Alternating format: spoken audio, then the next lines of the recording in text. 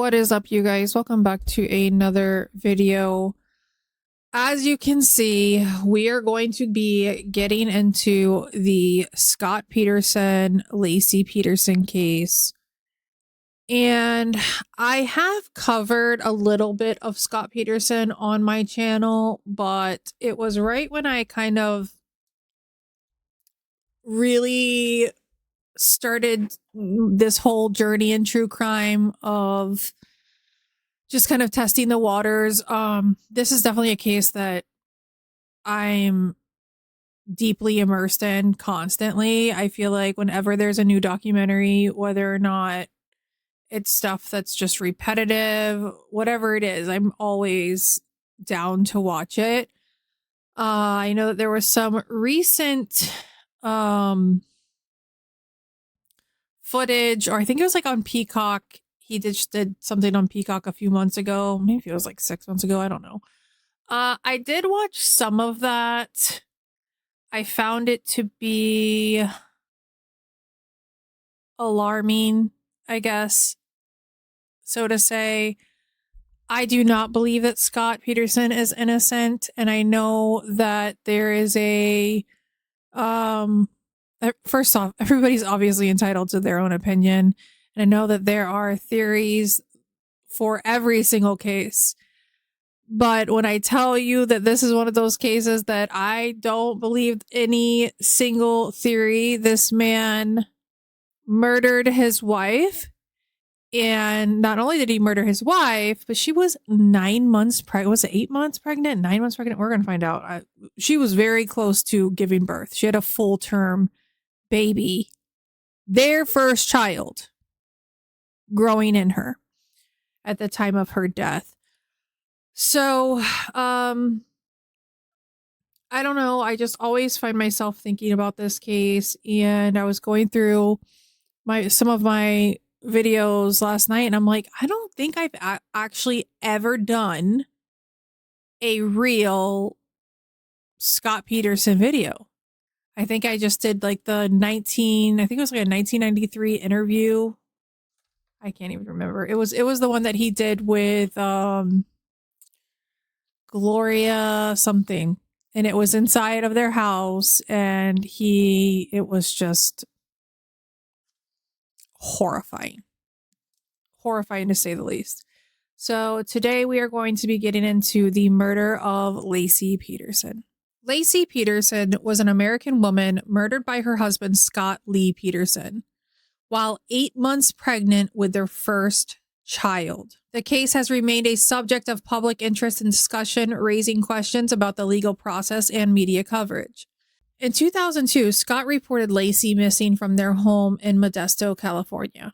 The next year, the remains of Laci and her unborn son, whom the couple had planned to name Connor, were discovered on the shores of San Francisco Bay. Scott was subsequently arrested and charged with 2 counts of murder. In 2004, he was found guilty of the first-degree murder of Laci and the second-degree murder of Connor.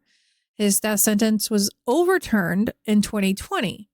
The next year, Scott was resentenced to life in prison without the possibility of parole. In 2024, he was granted a status hearing in response to a request by the LA Innocence Project, a nonprofit legal advocacy organization claiming to have new evidence supporting his innocence. Laci Peterson was born Laci Denise Rocha on May 4th, 1975. She was the younger of 2 children, born to Sharon Anderson and Dennis Robert Rocha, with a brother named Brent, born in 1971. Her parents had met in high school and owned a dairy farm west of Escalon, California. Hopefully I said that right. Laci worked on the dairy farm from a young age and also enjoyed gardening with her mother. Laci's parents divorced in 1977 when she and her brother were young. Subsequently, their mother moved with the children to Modesto. Laci visited her father at the dairy farm on the weekends. Laci's mother developed a long-term relationship with Ron Gransky. Although they never married, Gransky would help raise the children from the time Laci was 2 years old. Lacey was a cheerleader in junior high and high school. After graduating from Thomas Downey High School, she attended California Polytechnic State University, majoring in ornamental horticulture. Never heard of it. Scott Peterson was born in October of 1972 in San Diego, California, to Lee Arthur Peterson, who owned a crate packaging company, and Jacqueline, also known as Jackie Helen Lantham, who owned a boutique in La Jolla called The Put On. Lee and Jackie had 6 children from previous relationships. Scott was their only child together. As a child, Scott shared a bedroom with his half-brother, John, in the family's 2-bedroom apartment in La Jolla. He began playing golf at an early age, and by age 14, he could beat his father at the game. For a time, Scott had dreams of becoming a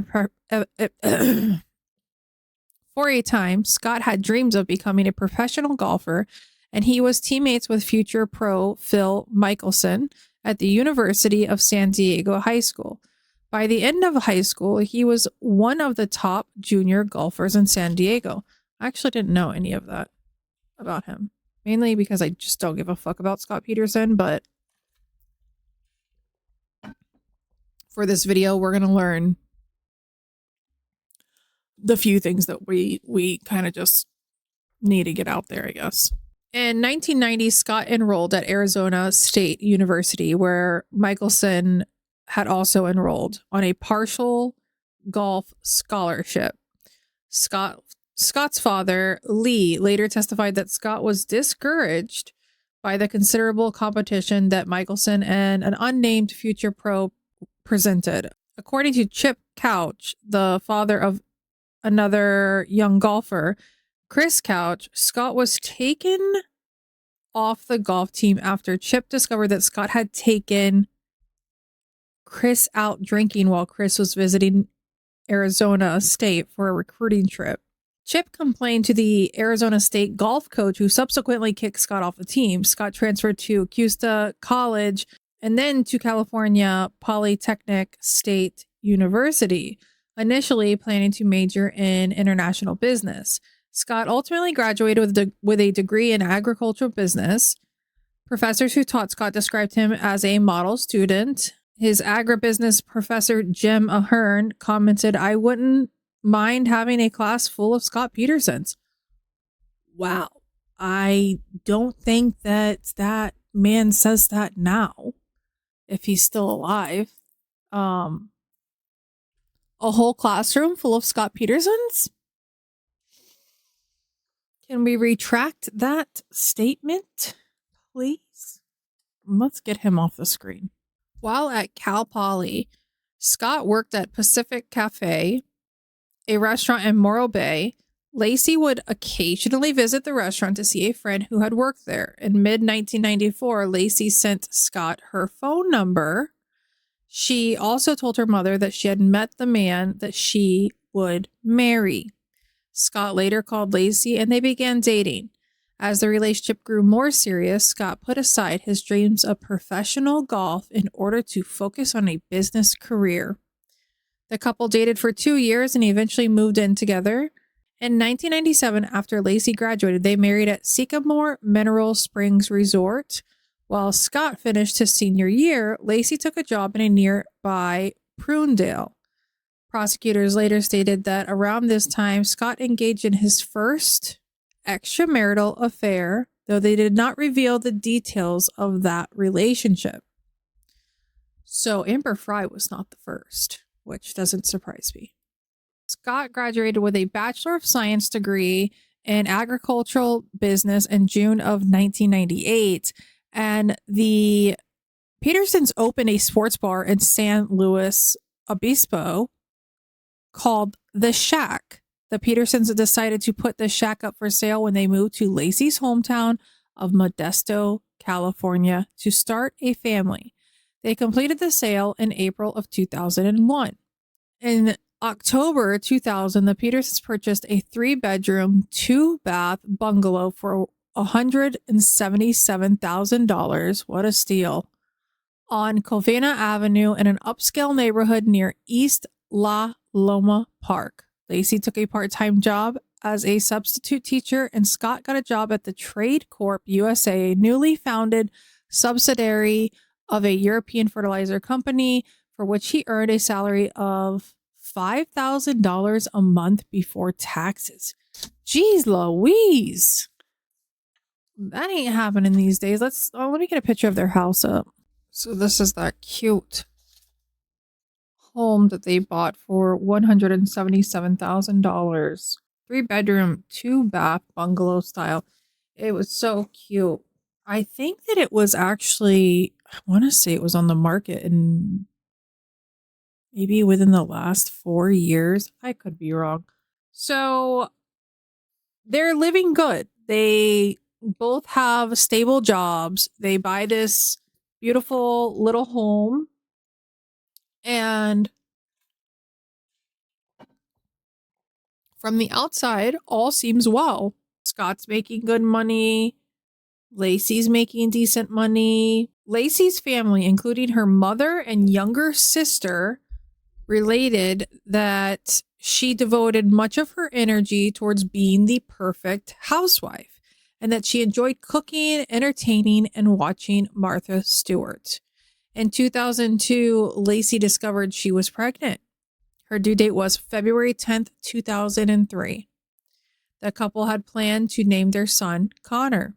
In November of 2002, Scott was introduced by a friend to Amber Fry, a Fresno massage therapist, and the two began a romantic relationship.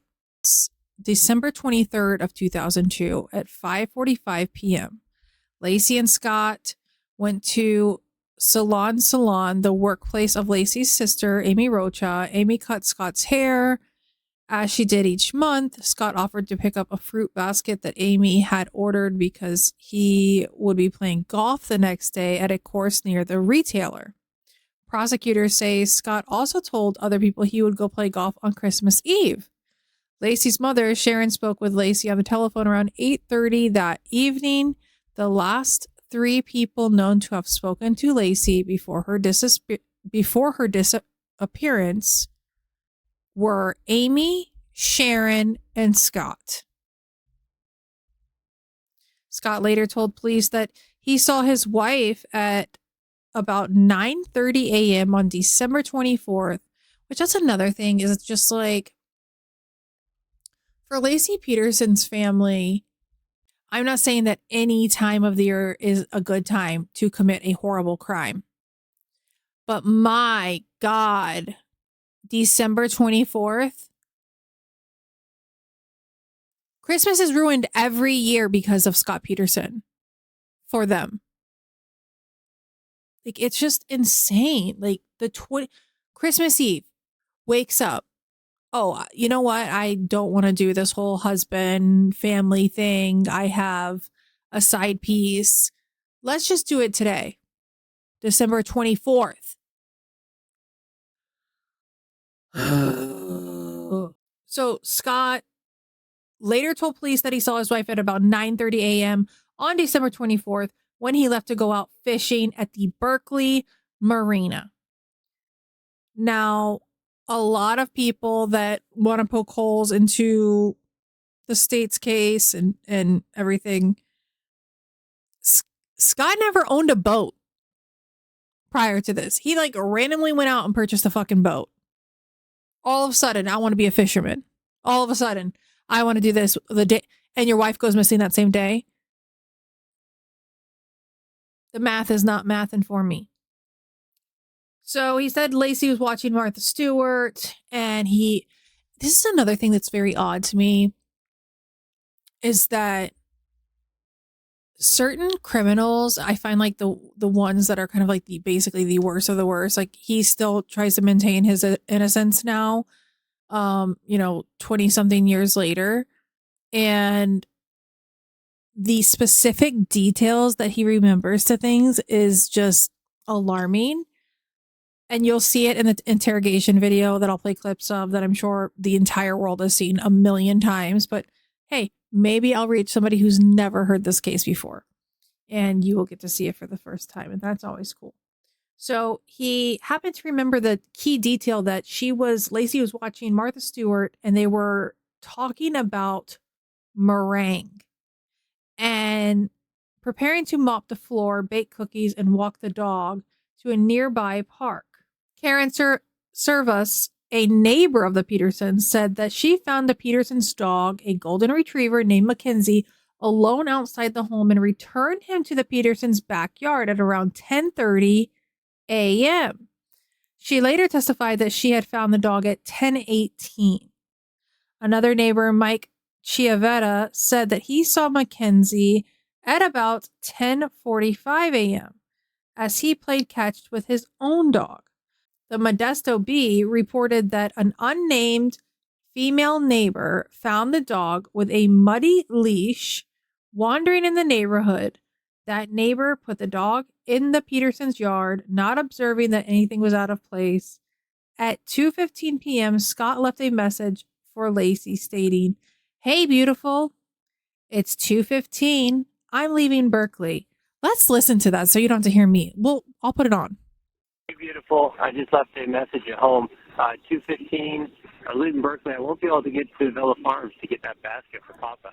I was hoping you would get this message and go on out there. I'll see you in a bit, sweetie. Love you. Bye.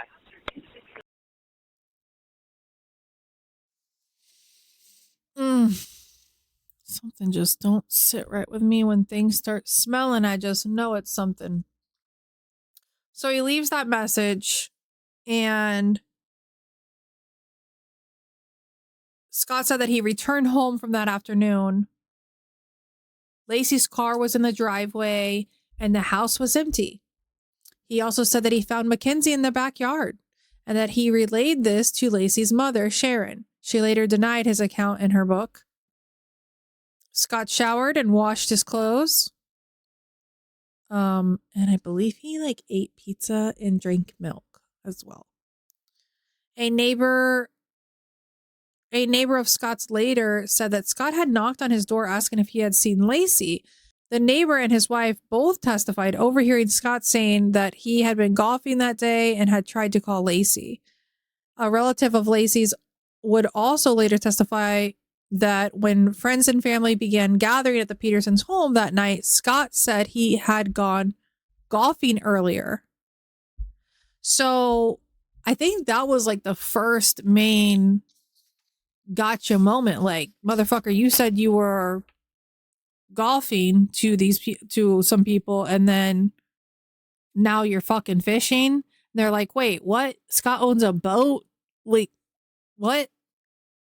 So Scott called his mother-in-law Sharon to ask if Lacey was with her.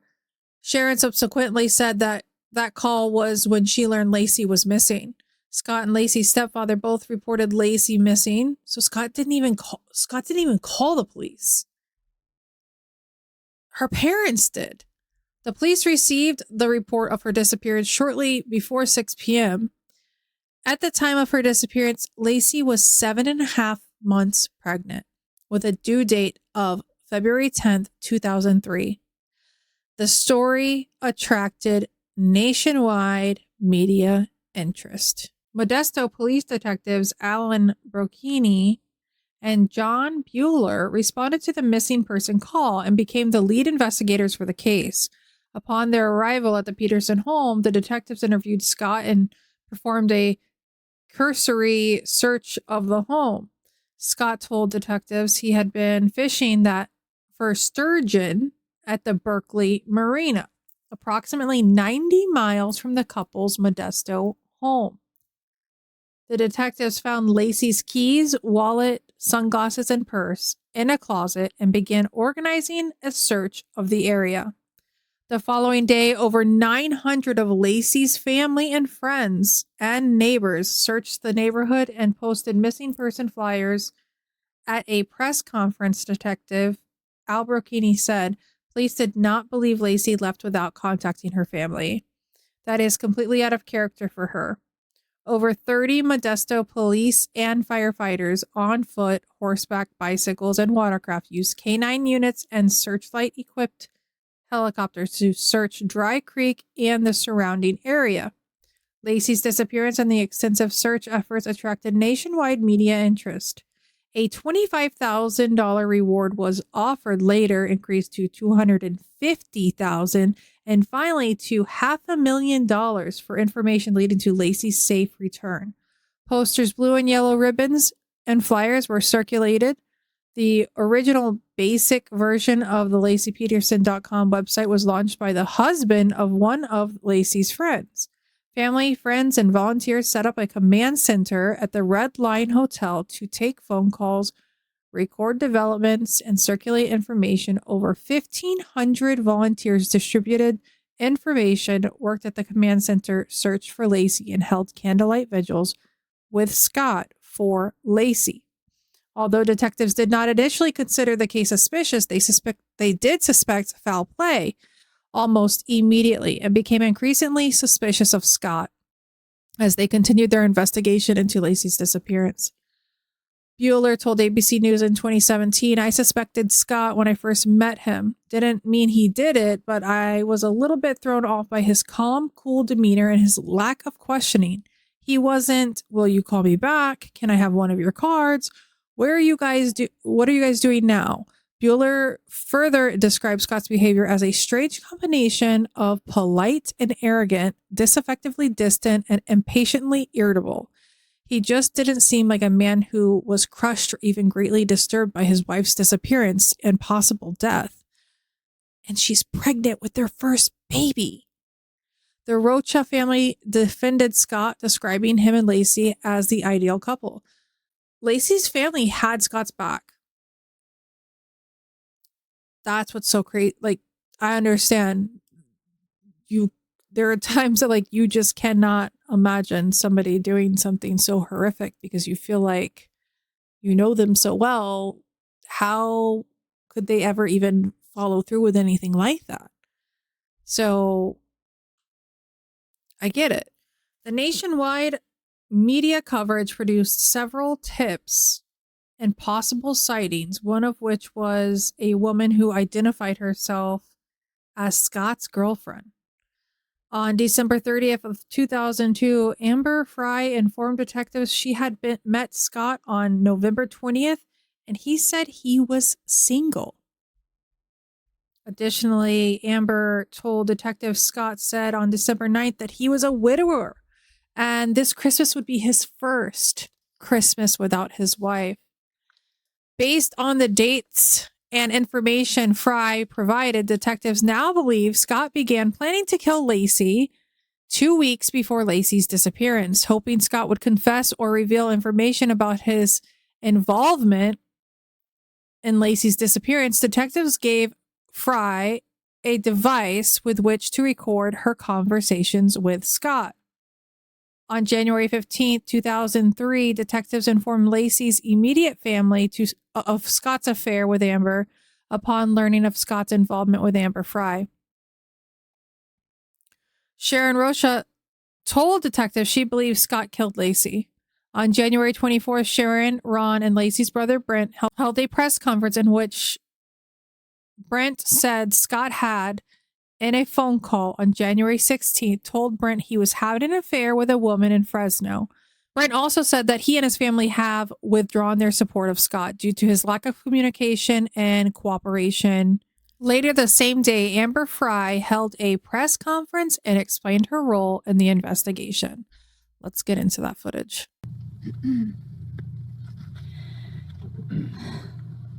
Okay, first of all, I met Scott Peterson November 20th, 2002. I was introduced to him. I was told he was unmarried. Scott told me he was not married. We did have a romantic relationship. When I discovered he was involved in the Lacey Peterson disappearance case, I immediately contacted the Modesto Police Department. Although I could have sold the photos of Scott and I to tabloids, I knew this was not the right thing to do. For fear of jeopardizing the case or the police investigation, I will not comment further.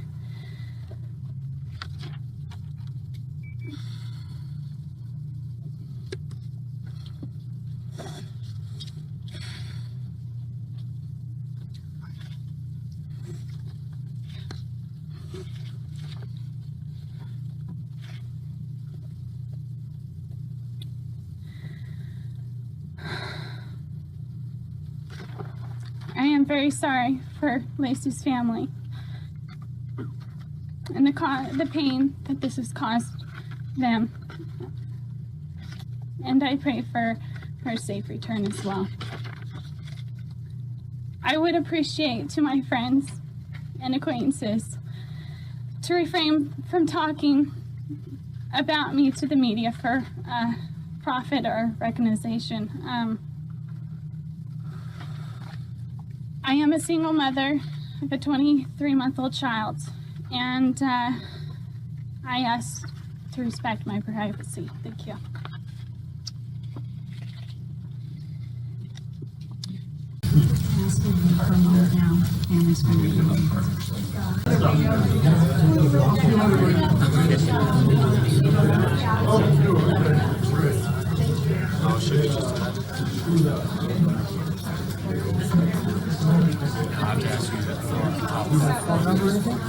Well, it is on the form. I know you're innocent. Oh, thank you. Otherwise, I wouldn't be here. Okay, I appreciate you being here for Lacey. Yeah. Believe me. Hopefully we can do some things. I'm sure you're going to.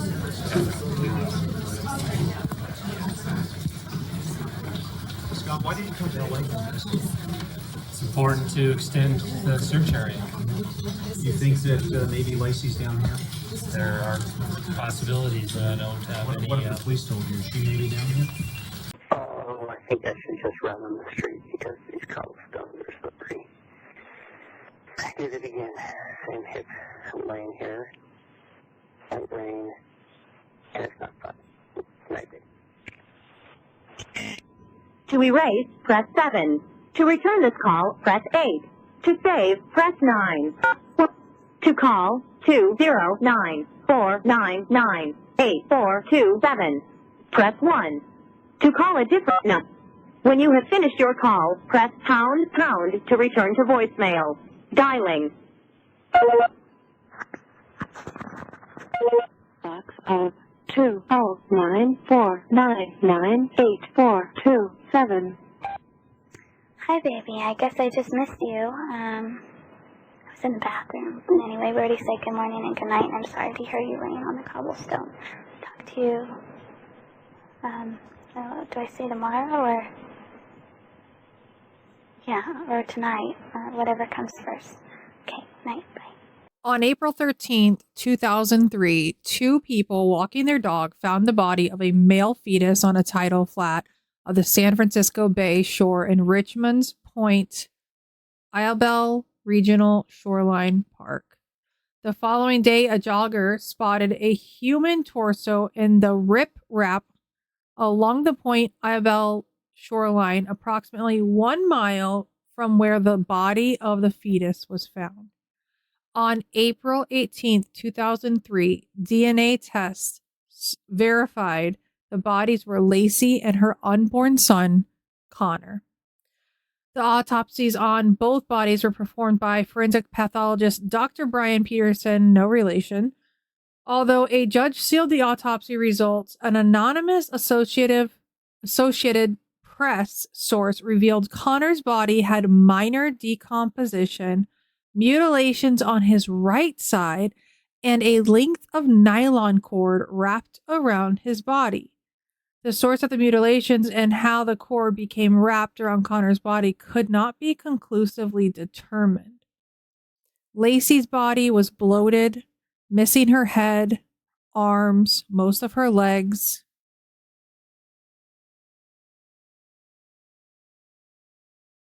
I'm disassociating, holy fuck. Her internal organs, and was severely decomposed. The autopsy revealed Lacey had 2 cracked ribs and some cracked neck bones, but that her uterus and cervix were intact. Neither Lacey's date of death nor whether the broken ribs and neck bones occurred post-mortem could be conclusively determined. The missing head and limbs led to rumors that Scott had dismembered Lacey beforehand, but Dr. Peterson found no human-made incisions. Dr. Peterson and state forensic pathologists testified the missing organs and disarticulation were conditions consistent with a body weighted at the wrist and ankles and submerged in seawater for several months. Lacey's head and arms and legs were never recovered. Dr. Peterson concluded Connor had died in utero, and his body was expelled from Lacey's decomposition. When the skin over the abdominal cavity ruptured due to natural decompositional processes, seawater entered the abdominal cavity and washed out most of Lacey's internal organs as well as Connor. Post-discovery investigation and developments, the discovery of Lacey and Connor's bodies changed the case status from a missing person to a homicide and allowed the detectives to expand their investigation of Scott Peterson as their prime suspect. The FBI and the Modesto Police Department performed forensic searches of the Peterson home using mitochondrial DNA testing. The FBI linked a hair wrapped around a pair of pliers found in Scott's fishing boat to hairs recovered from Lacey's hairbrush. Police searched Scott's truck, toolbox, and warehouse and found a homemade concrete anchor in the boat Scott purchased 2 weeks before Lacey was reported missing. Scott told detectives he used a 90-pound bag of concrete to make one boat anchor and used the rest of the concrete to repair his driveway. When Detective Henry Dodge Hendy searched Scott's warehouse on December 27th, he found a cement powder on the boat trailer and 5 circular marks matching the size and shape of the bucket used to make the anchor. Hendy also found a sledgehammer and a dustpan covered with cement powder. Prosecutors alleged Scott made 5 anchors and used 4, one tied to each of Lacey's wrists and ankles to sink Lacey's body in the San Francisco Bay. After Scott was arrested, police searched the San Francisco Bay for the anchors, but nothing was found. Using a GPS locator they placed on Scott's car, detectives Brocchini and Bueller tracked Scott to San Diego, anticipating Peterson was planning to evade arrest by fleeing to Mexico. The detectives immediately began electronically monitoring Peterson's activities, but discovered Peterson had switched vehicles, rendering their GPS locator useless. Police increased their surveillance of Peterson, following his car and monitoring his location by listening to his cell phone calls. Since Peterson had switched vehicles and was less than 30 miles from the Mexican border, detectives were certain Peterson was planning to flee to Mexico, said Detective Brocchini in a 2017 interview. "We've got to find Scott right now. He told me that he was at Brooks Island, and that's where the bodies came up. I believe it was premeditated. He planned it. San Diego was pretty darn close to the Mexican border. Scott knew the area pretty well. That's where his parents lived. That's where he lived. So it wasn't like he was going to have to get on a map quest to figure out how to get to Tijuana." On April 18, 2003, detectives arrested Peterson at Torrey Pines Golf Course in La Jolla as he was meeting his father and brother for a golf game. Peterson had dyed his hair and beard blonde, and his vehicle was packed with equipment and supplies, including nearly $15,000 in cash, Viagra tablets, camping and survival equipment, several changes of clothes, 4 cell phones, and 2 driver's licenses, his and his brother's. Lee Peterson, Scott's father, explained Scott used his brother's license to get a San Diego resident discount at the golf course and that he was living in his car to avoid media attention and harassment. Police and prosecutors alleged that the switched car, dyed hair, money, phones, and driver's licenses and camping equipment indicated Peterson was trying to disguise himself and flee to Mexico. Detectives Brocchini and Bueller drove Peterson back to Modesto, where Peterson was booked into the don't think I can say it, Stanislaus County Jail. On April 21st, 2003, Peterson was arraigned in that county Superior Court and charged with 2 felony counts of murder with premeditation and special circumstances, to which he pled not guilty. Because of the intense publicity, community involvement, and the small pool of potential jurors in that county, Judge Al Girolami moved the trial to San Mateo County to avoid defense accusations of juror bias and to ensure Peterson received a fair trial. Before his arraignment, Peterson had been represented by Kirk McAllister, a veteran criminal defense attorney from Modesto. Chief Deputy Public Defender Kent Faulkner was also assigned to the case. Peterson later indicated that he could afford a private attorney named Mark Garagos, who had done other high-profile criminal defense work. You may see Mark Garagos. I think he represents the Menendez brothers now. Scott's trial began on June 1st, 2004, and was followed closely by the news media. The lead prosecutor was Rick DiStasto, and Garagos led Scott's defense. Prosecution witness Fry hired her own attorney, Gloria Allred, to represent her. On June 23rd, 2004, one of the jurors was dismissed by Judge Alfred DeLucci after DeLucci spent 2 hours in his chambers questioning each of the jurors. Prior to DeLucci's June 21st interview, the juror had been recorded on video speaking to Lacey's brother, Brent Rocha. DeLucci had initially stated that this exchange had not warranted removal. He did not give a reason for the juror's later dismissal, although the transcript of DeLucci's session with him indicated that the juror had admitted that his girlfriend and others had spoken to him about news reports of his encounter with Rocha. DeLucci furthermore warned the remaining jurors not to read, watch, or listen to the media coverage of the trial. In opening statements, the prosecution said they would show that Scott had killed his wife because he was having an affair with Amber Fry. The state chiefly detailed Scott's behavior in the days before and after his wife was reported missing, including telling others that he had been golfing and asking police if they had used cadaver dogs to investigate the park in which Lacey was supposed to have walked their dog. The defense conceded that Scott was a cad for cheating on Lacey, but ridiculed the prosecution's theory that Scott was going to chuck this entire life he had for a mistress he had taken on only 4 dates. Garagos said that the police had rushed to judgment, noting that the police had discredited Scott's claim that Lacey was watching a segment of Martha Stewart Living on Making Meringues because they stated no meringue was mentioned on that program that morning. But Garagos played a tape in court of that day's morning episode, which showed that segment was about baking meringues.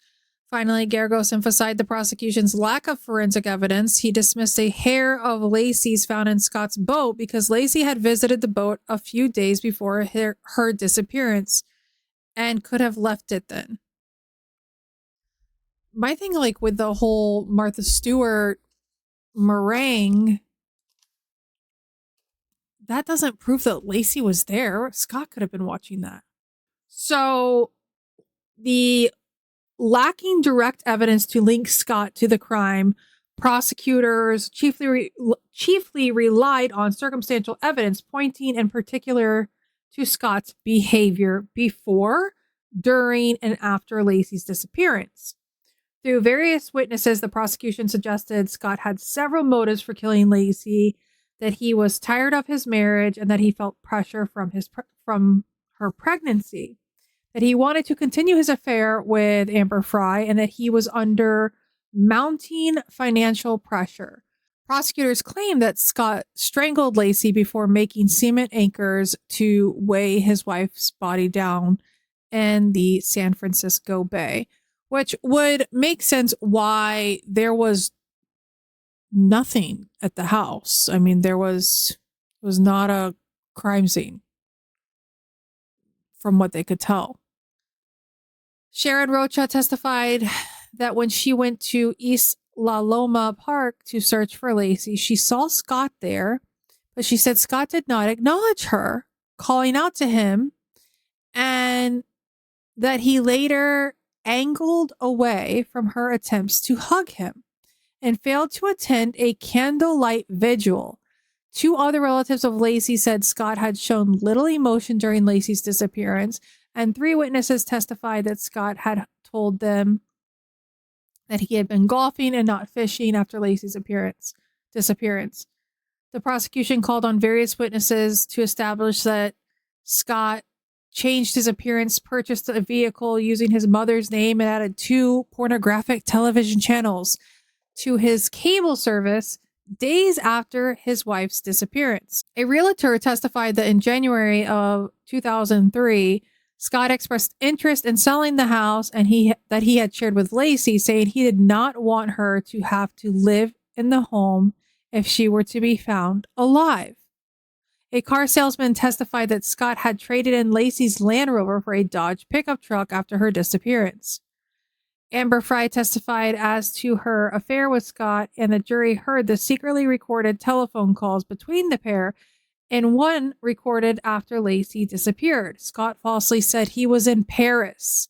As to the Petersons' financial condition, an auditor testified for the prosecution that the couple had been living beyond their means and accumulated $23,000 in credit card debt. During cross-examination, the auditor also stated that Scott had paid all of his bills on time and had a $50,000 line of credit available on other cards.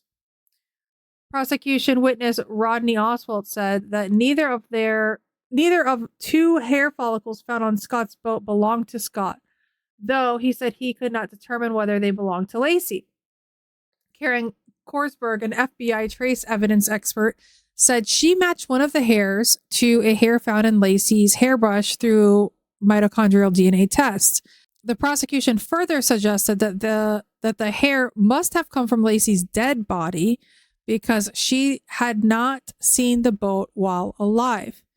Defense lawyers argued that mitochondrial testing was not a reliable means of DNA comparison. Only half of the states in the U.S. allowed the practice, and further contended that Lacey had, in fact, been on the boat while alive.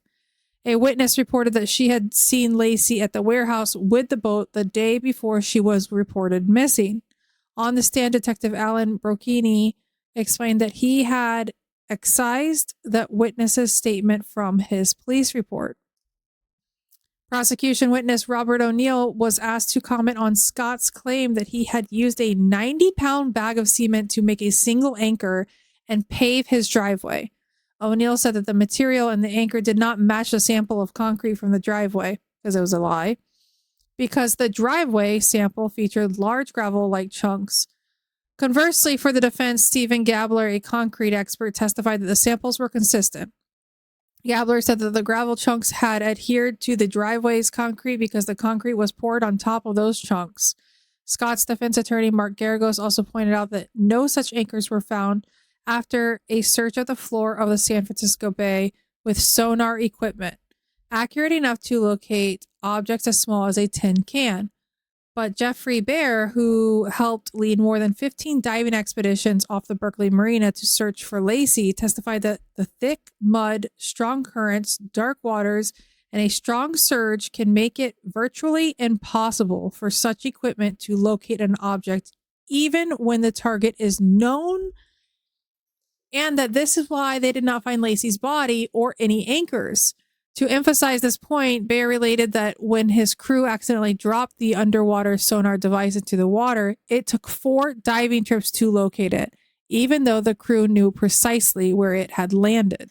Rick Ching, a hydrologist with the United States Geological Survey and an expert witness on tides of the San Francisco Bay, testified as a witness for the prosecution. He suggested that Lacey may have been dumped near where Scott had been fishing. During cross-examination, Ching admitted that his findings were probable, not precise. Scott's defense lawyers based their case on the lack of direct evidence and played down the significance of circumstantial evidence. They also mentioned whether the investigation was thorough, since the Modesto police detective Mike Hermos admitted he did not check the alibi of a prostitute who was accused of stealing checks from Scott's mailbox. Hermos did not indicate that the woman was ever a suspect, and prosecutor Dave Harris noted that the checks were stolen after Lacey vanished, precluding the woman from the involvement in her disappearance. A police community service officer testified that the playback of an interview with Scott had no sound because no batteries had been placed in the tape recorder that was used to record it. Other detectives were called to testify about the extensive search for evidence. The defense suggested the fetal remains were of a full-term infant and theorized that someone kidnapped Lacey, held her until she gave birth, and then dumped both bodies in the bay. That's crazy. The prosecution's medical experts contended that the fetus was not full-term and died at the same time as the mother. As to this matter, Dr. Charles March, a fertility specialist, was expected to be a crucial witness for the defense. March said that the Peterson's unborn fetus could not have died any earlier than December 29, 2002. Under cross-examination, March said that he had based his finding on a report by one of Lacey's friends, who said that Lacey had told her that June 9, 2002 at-home pregnancy test had produced a positive reading, but the prosecution criticized March for having relied on a friend's report. After prosecutors criticized March for a typo in his report, he remarked, "Cut me some slack." One juror was removed and replaced during deliberations due to misconduct after she conducted independent research on the case. The jury foreman, who was also an attorney, requested his own removal, most likely because his fellow jurors wanted to replace him as foreman. Geragos told reporters that the foreman had mentioned threats he received when he was requested to be removed from the jury. The foreman was replaced by an alternate. On November 12, 2004, the jury convicted Scott Peterson of 2 counts of murder in the first degree, with special circumstances for killing Lacey and a second-degree murder for killing the fetus, Connor, that she was carrying. The penalty phase of the trial began on November 30th and concluded December 13th when the jury rendered a sentence of death. On March 16th, Judge DeLucci followed the jury verdict, sentencing Scott to death by lethal injection and ordering him to pay $10,000 toward the cost of Lacey's funeral. He described the murder of Lacey as cruel, uncaring, heartless, and callous. In later press appearances, members of the jury stated that they believed Scott's demeanor, specifically his lack of emotion, and the phone calls to Amber Fry in the days following Lacey's disappearance indicated his guilt. Juror number 1, Greg Beraltis, since I can't pronounce his last name, and I think he's the one that's on a bunch of the shows that has anything to do with Scott Peterson, and 2 other jurors said they based their verdict on the hundreds of small puzzle pieces of circumstantial evidence that came out during the trial, from the location of Lacey's body to the myriad of lies her husband told after her disappearance. On October 21st, 2005, a judge ruled that proceeds from a $250,000 life insurance policy Scott took out on Lacey would go to Lacey's mother. This was reaffirmed by the 5th District Court of Appeal on October 31st, 2007. Scott arrived at San Quentin State Prison in the early hours of Thursday, March 17th, 2005. He was reported not to have slept the night before, being too jazzed to sleep. He joined the more than 700 other inmates in California's sole death row facility. Direct appeal. Scott's automatic appeal of his death sentence was filed in the Supreme Court of California on July 5th, 2012. The next day, Scott's attorney, Cliff Gardner, filed a 423-page brief contesting the sentence, arguing that the publicity surrounding the trial, incorrect evidentiary rulings, and other mistakes deprived Scott of a fair trial. The state attorney general's office filed their response brief on January 26, 2015.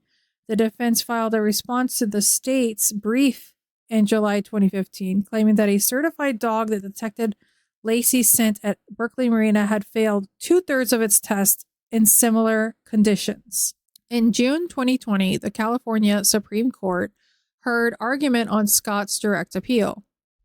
The defense argued that prospective jurors were improperly excused, that the trial judge improperly allowed 2 jurors onto Scott's boat, that the judge erred in insisting the prosecution be present during defense testing of the boat, and that the motion to move the trial to another county should have been granted due to the juror questionnaire results showing almost half of the prospective jurors had already concluded Scott was guilty prior to the trial. The prosecution countered that the California Supreme Court should overturn the verdict only if it were to find that a prospective juror was improperly dismissed, and that there was no credible claim that any of the 12 jurors who decided Scott's fate were unfair or partial. On August 24th, 2020, in a 7-0 decision, the Supreme Court of California upheld Scott's conviction but overturned his death sentence. The court found that Scott's trial judge had improperly dismissed jurors who opposed capital punishment without asking them whether they could put their views aside. Justice Leandra Kruger explained that per Supreme Court ruling since 1968, jurors may not be excused merely for opposition to the death penalty, but only for views rendering them unable to fairly consider imposing that the penalty in accordance with their oath. This is the meaning of the guarantee of an impartial jury. Prosecutors initially stated that they would retry the penalty phase, but subsequently reversed the decision in June 2021. On September 22nd of 2021, California Superior Court Judge Anne Christine Masillo ruled that Scott would be resentenced to life in prison without the possibility of parole. The following month, Masillo scheduled a hearing on the matter for December 8th. On December 8th, Masillo resentenced Scott to life in prison without the possibility of parole for the first-degree murder of Lacey and a concurrent sentence of 15 years to life for a second-degree murder of Connor. In October of 2022, following several days, Scott was transferred from San Quentin's death row to Mule Creek State Prison in Ione, California to serve his new life sentences. Now we're going to get into the habeas petition. In November 2015, Scott filed a habeas corpus petition. While the direct appeal could only challenge errors made by the trial judge, Scott's habeas petition could include new evidence, among other bases for relief. Scott contended that a juror lied on her jury application and that there were evidence that neighbors saw Lacey alive after Scott left home. On August 10th of 2017, the state attorney general filed a 150-page response arguing that the habeas petition ignored overwhelming evidence that Scott murdered Lacey. Supervising Deputy Attorney General Donna Provenzano discounted eyewitnesses' spotting of Lacey, saying that such sightings were legion, while noting 74 reported sightings in 26 states and overseas, most of which she stated were neither viable nor corroborated. In August of 2018, Scott's legal team filed their reply emphasizing 6 claims of deficient performance by trial attorney Mark Garagos, such as failing to call experts in fetal growth, dog scent, how bodies move in water, stating that he would call witnesses but failing to follow through and failing to properly address burglary evidence. In October of 2020, the Supreme Court, in response to the habeas petition, issued a show cause order instructing the lower court to consider the question of juror misconduct. On December 20th of 2022, Judge Masillo denied Scott's habeas petition, which had been based in part on the allegation that a juror committed misconduct when she lied about her own history of domestic abuse during jury selection. Scott's appeal said that her history had tainted the jury. Masillo concluded that there was no evidence to support this accusation, explaining that the juror did not intentionally conceal this information with the motive to stay on the jury, nor did she appear vengeful towards Scott in letters she later wrote him in prison. Masillo wrote, "The court concludes that juror number 7's responses were not motivated by pre-existing or improper bias against Scott, but instead were the result of a combination of good faith, misunderstanding of the questions, and sloppiness in answering. Scott still had the legal option of appealing her ruling. Convicted murderer Scott Peterson is back in court. He's fighting for a new trial in the killings of his wife and unborn child more than 20 years ago. The LA Innocence Project taking up his case, arguing new evidence shows Peterson was not behind the killings. Appearing virtually from prison for the procedural hearing on sealing the names of some witnesses.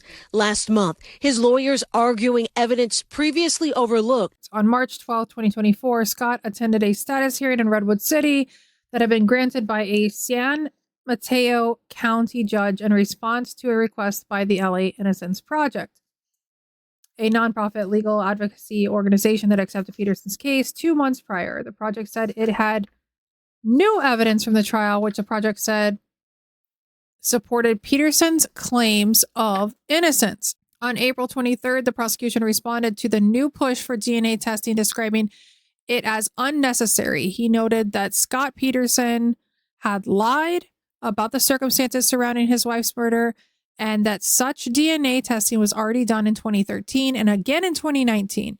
In May of 2024, a judge granted Peterson's motion to allow DNA testing on one single item of evidence, a piece of duct tape found on Laci's pants during her autopsy, while rejecting all other requests for further testing.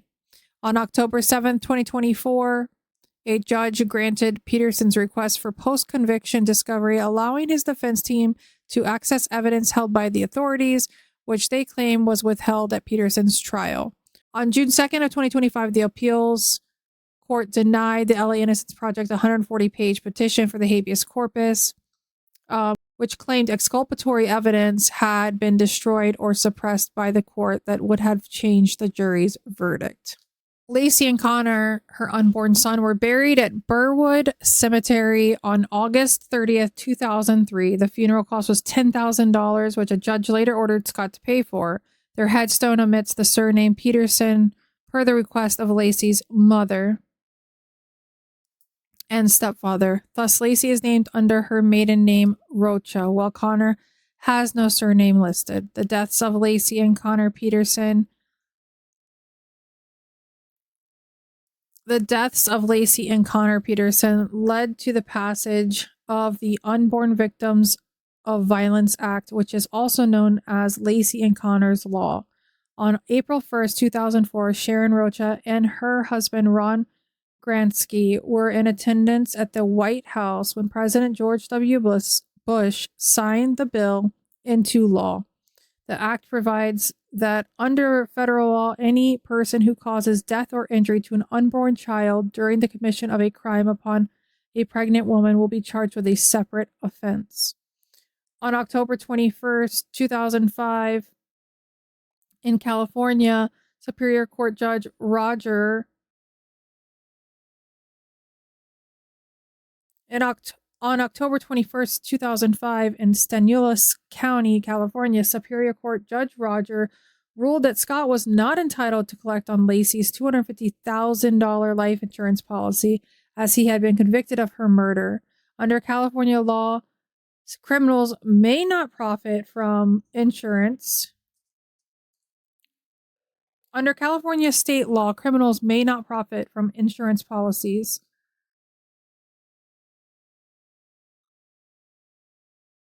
Under California state law, criminals may not profit from insurance policies. On December 19, 2005, the money was given to her mother, Sharon Rocha, as the executor of her estate.